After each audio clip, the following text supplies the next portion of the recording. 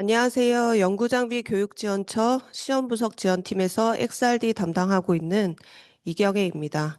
오늘은 신소재 개발을 위한 연구장비 교육지원처 XRD 장비 200% 활용 전략에 대해서 말씀드리겠습니다.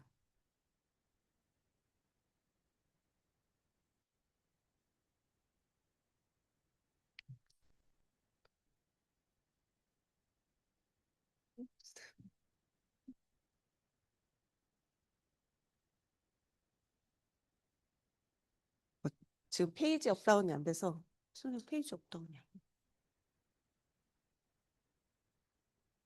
내려야 돼요.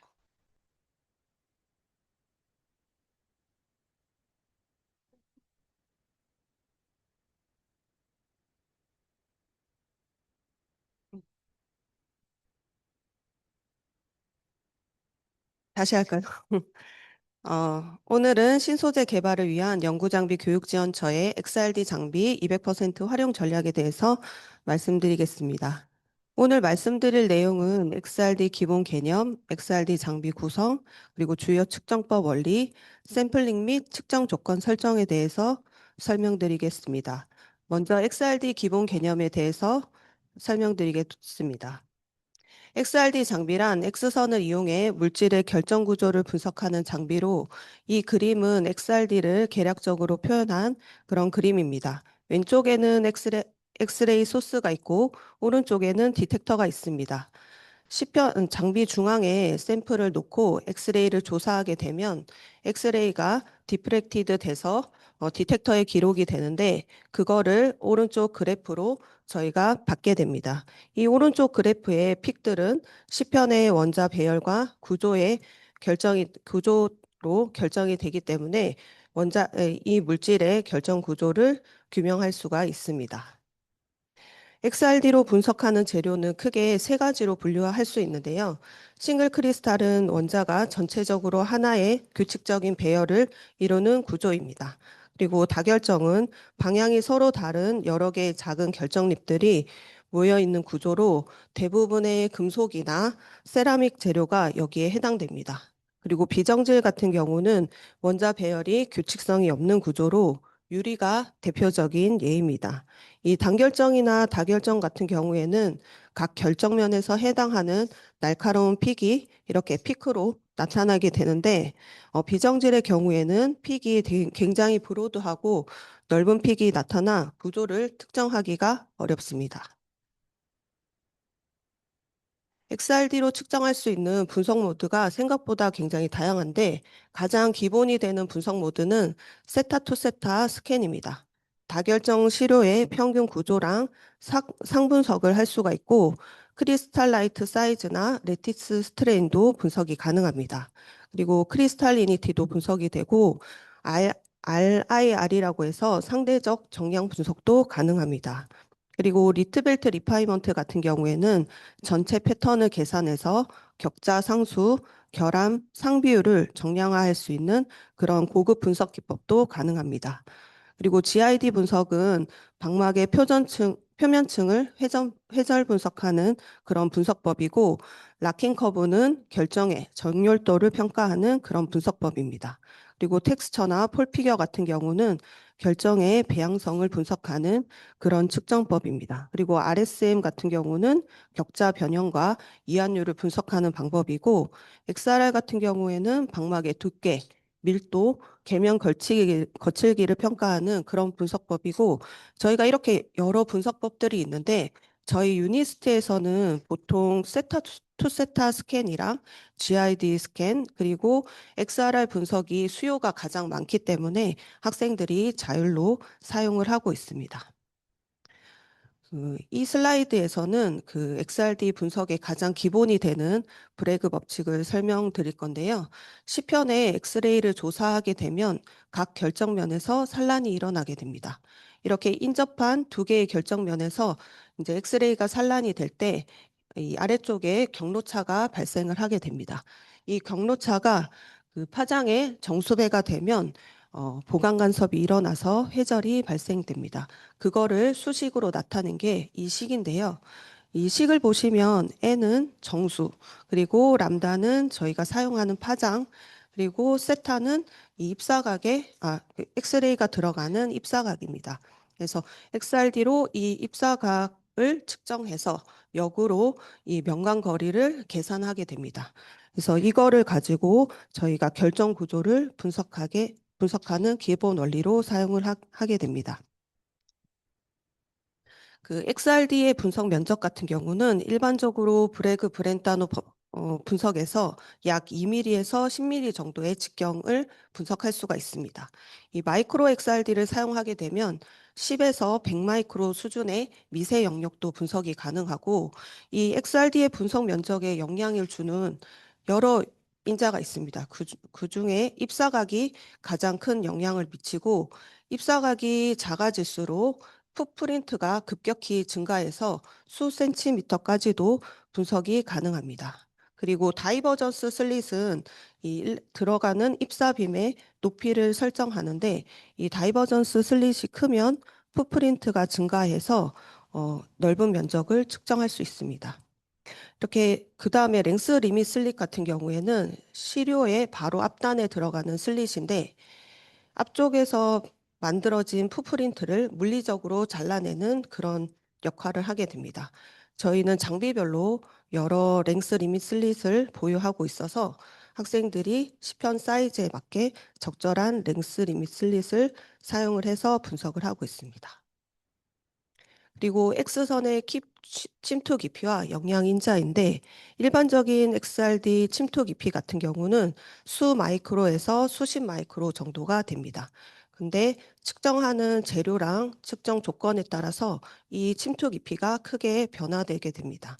주요 인자로는 입사각, 그리고 재료, 그리고 파장, 그 표면 상태가 있는데 입사각이 가장 크게 영향을 줍니다.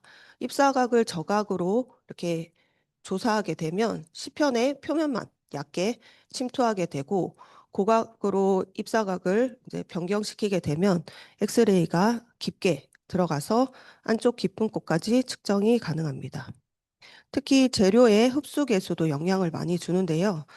재료의 흡수 계수가 크게 되면 침투 깊이가 굉장히 얕게 되고 재료의 흡수 계수가 굉장히 작으면 뭐 산화물이나 저밀도 물질처럼 밀도가 작게 되면 흡수 계수가 작아져서 침투 깊이가 굉장히 커집니다.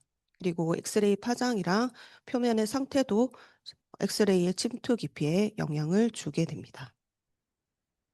그 다음으로는 XRD 장비 구성에 대해서 설명드리겠습니다. 이 왼쪽의 그림이 XRD 장비 모습인데 XRD 장비의 핵심 구성 요소는 엑스레이 소스, 그리고 시편을 두는 스테이지, 그리고 디텍터가 있습니다.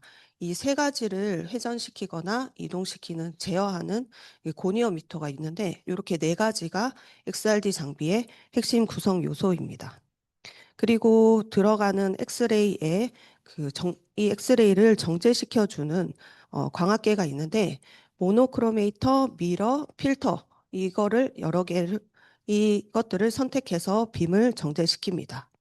그리고 다이버전스 슬릿 같은 경우에는 아까 설명드렸다시피 빔 높이를 설정해주는 그런 역할을 하고 랭스, 아, 리시빙 슬릿과 솔러 슬릿 같은 경우에는 데이터의 백그라운드를 낮춰주고 분해능을 향상시키는데 영향을 줍니다. 엑스레이 소스 타입에는 크게 두 가지 타입이 있는데 실디드 타입과 로테이팅 타입이 있습니다. 두 타입 모두 엑스레이가 발생하는 원리는 똑같습니다.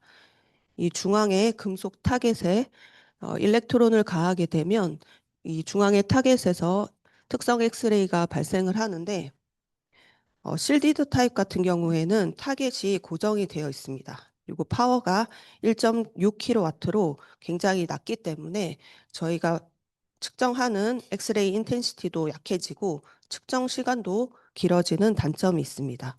그리고 로테이팅 타입 같은 경우는 타입이 고속으로 회전하는 타입인데 파워가 9kW까지 구현이 되고 그렇기 때문에 저희가 받는 엑스레이 인텐시티는 매우 강하고 측정 시간이 짧아지고 데이터 품질도 굉장히 우수한 데이터를 얻을 수가 있습니다.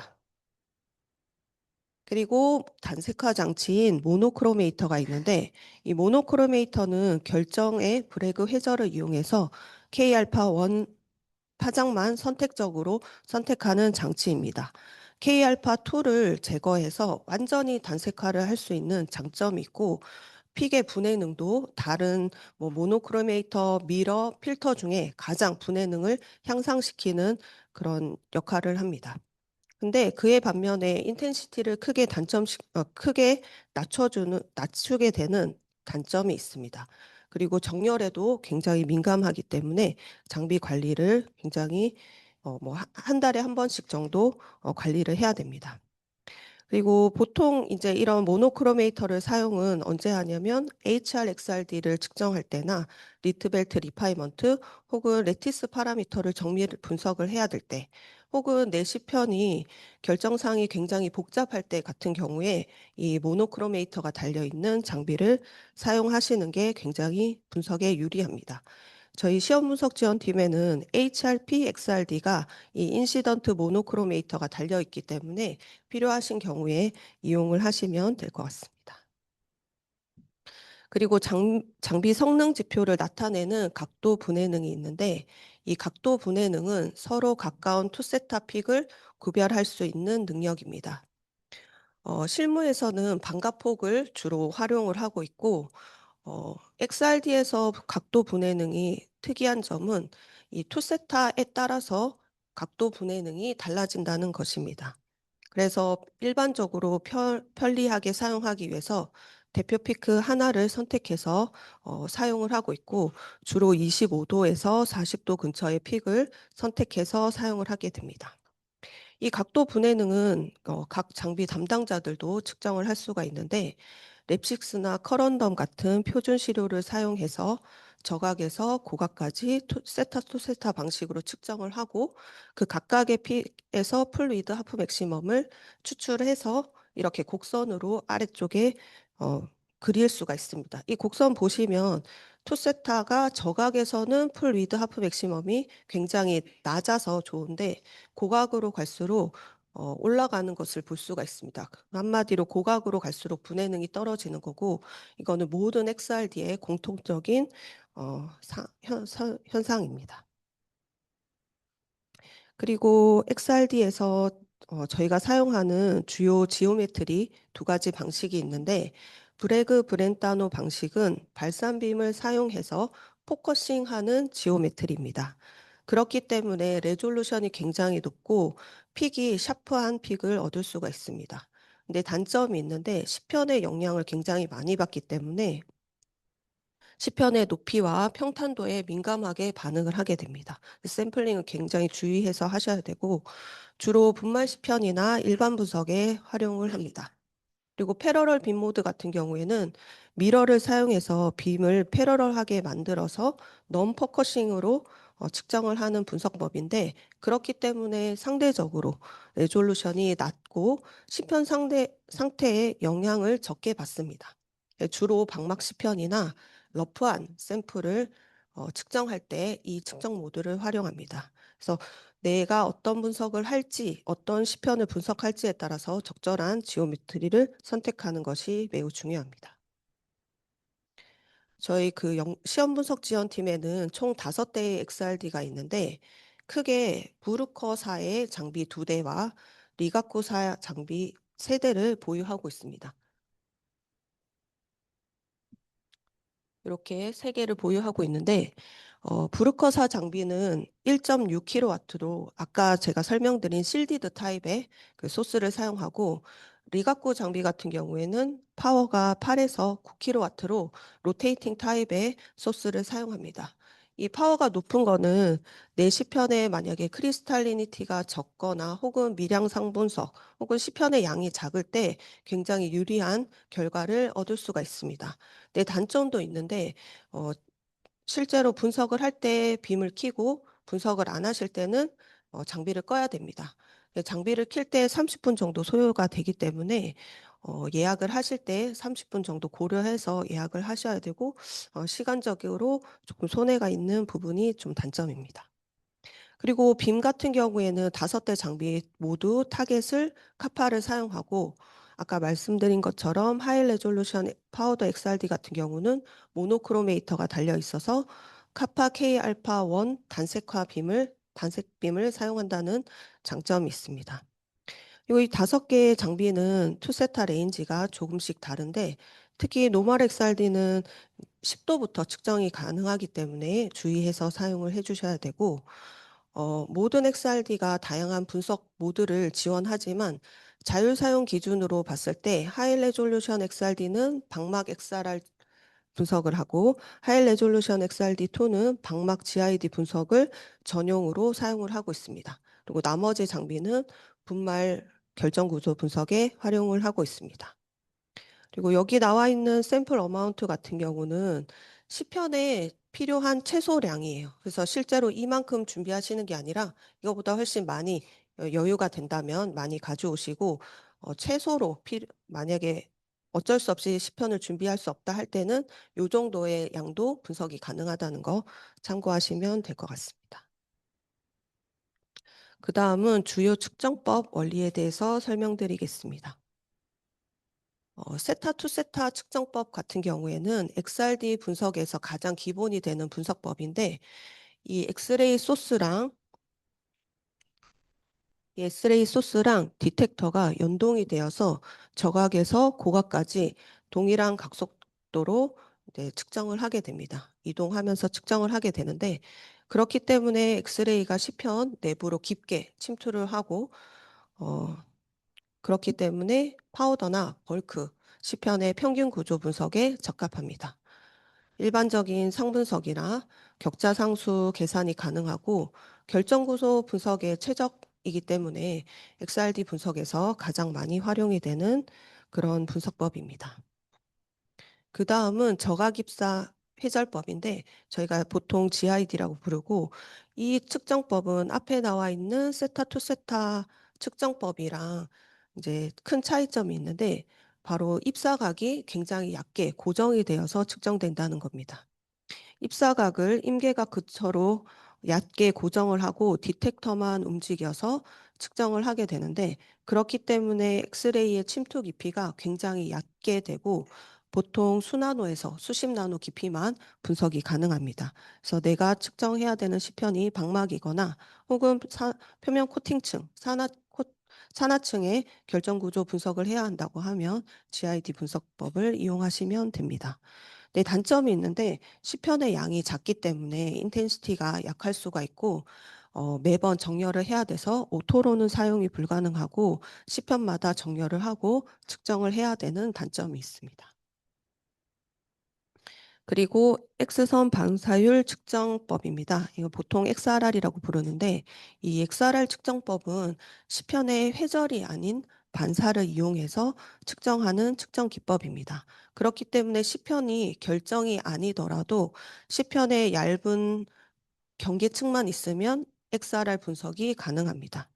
이 XRR 분석 같은 경우는 저각 영역에서 엑스레이 반사율을 측정하는 기법인데 시편의 엑스레이를 이렇게 저각으로 조사시키게 되면 임계각 이하에서는 전반사가 일어나고 임계각을 초과하게 되면 그때부터 엑스레이가 시편에 침투하기 시작하면서 반사율이 급격히 떨어집니다. 이 임계각은 재료의 전자밀도에 굉장히 그거에 영향을 받기 때문에 이 임계각을 통해서 이 부분을 통해서 시편의 밀도를 유추할 수 있고 이 프린지를 분석해서 다층 방막의 두께를 결정할 수가 있습니다. 그리고 이 X선 반사율이 이렇게 감쇄해야 하는 정도를 가지고 각 층의 러프니스 정보를 얻을 수가 있습니다. 그 다음에는 XRD 샘플링 및 측정 조건에 대해서 말씀드리겠습니다. 좋은 XRD 데이터를 얻기 위해서는 시편 준비가 매우 중요한데 특히 파우더 시편 같은 경우는 아까는 굉장히 미량 0.5mg 필요하다고 했는데 실제로 추가 측정이나 재측정 같은 경우도 있기 때문에 넉넉하게 1g 이상 준비해 주시면 좋겠고 가장 이제 주의해야 될 점은 파티클 사이즈입니다. 정성 분석을 하실 때는 40 마이크로 이하 정도로 만들고, 그다음에 정량 분석을 할 때는 10 마이크로 이하로 측정하는 게 권장이 되고 있습니다. 그냥 대략적으로 밀가루 수준의 입도를 생각하시면 될 것 같고, 이거를 이제 이렇게 파티클 사이즈를 작게 만들 때 핸드 그라인딩이나 메케니컬 그라인딩을 하게 되는데, 이런 걸 하면서 오염이나 변형이 일어날 수 있기 때문에 저희가 이거는 저희가 지원해 드리지 않고 학생들이 직접 해 오셔야 됩니다. 그리고 벌크 분석 같은 경우는 가로 세로 사이즈를 1cm 바이 1cm로 해 오시는 게 가장 좋고, 표면이 평탄화가 되어 있어야 됩니다. 그리고 방막 시편 같은 경우에는 가로 세로 2cm 바이 2cm가 베스트입니다. 이거 크기가 너무 작아지면 방막 부분의 인텐시티가 낮아지기 때문에 크게 준비해 오시는 게 좋고, 특히 후면 오염이 없어야지 정확한 측정이 가능합니다. XRR 시료 같은 경우에는 이제 표면이 매우 평탄해야 되고 거칠기가 최소가 돼야지만 측정이 가능합니다. 그래서 주의해서 시편을 준비해 주셔야 되고, 이 심필름 같은 경우에는 홀더를 사용하지 않습니다. 그래서 시편을 그대로 스테이지에 올려놓고 측정을 하게 되고, 파우더나 벌크 같은 경우는 뭐 시편의 양이나 장비 그리고 분석 목적에 따라서 다양한 홀더를 사용할 수 있는데, 자율 사용자 학생들은 보통 이제 오토 모드의 기본 홀더를 저희가 제공을 해서 측정을 하게 됩니다. 이 오른쪽 상단에 이 홀더 같은 경우는, 요거는 무반사 홀더라고 해서 브래그 해절이 전혀 되지 이 시편 자체에서 홀더 자체에서 브래그 해절이 되지 않도록 특수하게 제작된 홀더입니다. 그래서 백그라운드가 굉장히 낮게 나오기 때문에 내가 미량 상분석 을 해야 할 때는 이 무반사 홀더를 사용해야 됩니다. 그래서 저희가 분석 의뢰를 받게 되면 이제 이 홀더를 이용해서 서비스를 제공해 드리고 있습니다. 그리고 시편 준비할 때 가장 이제 주의해야 되는 두 가지가 있는데, 아까 말씀드린 입자 사이즈와 프리펄드 오리엔테이션입니다. 입자 사이즈는 이제 굉장히 작게 40 마이크로 이하로 만들어서 측정했을 때와 이렇게 크게 측정했을 때 오른쪽에 보시면 인텐시티 차이도 있고, 실제로 일부 픽들은 이렇게 나타나지 않는 것을 볼 수가 있습니다. 그리고 시편의 파티클이 크게 되면 픽이 더 한쪽 결정 방향으로 픽이 더 많이 나오기 때문에 얘도 렐러티브 인텐시티에 영향을 줘서 나중에 상분석을 할 때 정확하지 않은 분석을 할 수가 있습니다. 그래서 파티클 사이즈를 작게 만들어 오시는 게 굉장히 중요하고, 그다음에 프리펄드 오리엔테이션 같은 경우에는 시편을 시편 자체가 이렇게 편향적으로 이제 생겼다고 하면 그라인딩을 해서 요거를 없애 주시는 것도 좋고, 그리고 시편을 홀더에 로딩을 할 때 뭐 슬라이드 글라스를 이용해서 평탄화를 시키게 되는데, 그때도 한쪽으로 오리엔테이트 되지 않도록 주의를 해서 로딩을 하셔야 됩니다. 안 그러면 오른쪽 그림처럼 렐러티브 인텐시티의 오류가 굉장히 커지기 때문에 이 두 가지를 주의해서 샘플링을 하셔야 됩니다. 그리고 마지막으로 이제 실제로 XRD를 측정할 때 저희가 설정하는 측정 조건에 대해서 설명드리겠습니다. 이 스텝 사이즈 같은 경우는 투세타를 얼마나 촘촘히 기록을 하느냐인데, 정성 분석 같은 경우는 메인 픽의 풀 위드 하프 맥시멈의 5분의 1. 그래서 만약에 풀 위드 하프 맥시멈이 0.1도라고 하면 그거의 5분의 1인 0.02도를 설정을 하면 되고, 정밀 분석에서는 풀 위드 하프 맥시멈의 7분의 1에서 10분의 1 더 촘촘하게 분석을 하셔야 됩니다. 그리고 스캔 스피드는 딕텍터를 움직이는 속도인데, 얘도 정성 분석을 할 때는 그냥 보통 2도에서 4도 퍼 미닛 정도의 속도로 측정을 하셔도 크게 무방하지만, 정밀 분석을 하실 때는 그 메인 픽이 최소 10,000카운트 정도는 나와야 되기 때문에 이것보다 더 느린 속도로 1도 퍼 미닛이나 0.5도 퍼 미닛으로 더 천천히 측정을 하는 것이 데이터 정확도에 영향을 줍니다. 그래서 이거는 제가 이제 이 자료 만들면서 참고했던 그 사이트들이고요. 그래서 접속해서 자세한 내용 보시면 되고 이것으로 XRD 이의 측정 원리 및 기본적인 전반적인 내용에 대해서 발표를 마치겠습니다. 혹시 혹- 혹시 질문 있으신가요? 질문 있으신가요?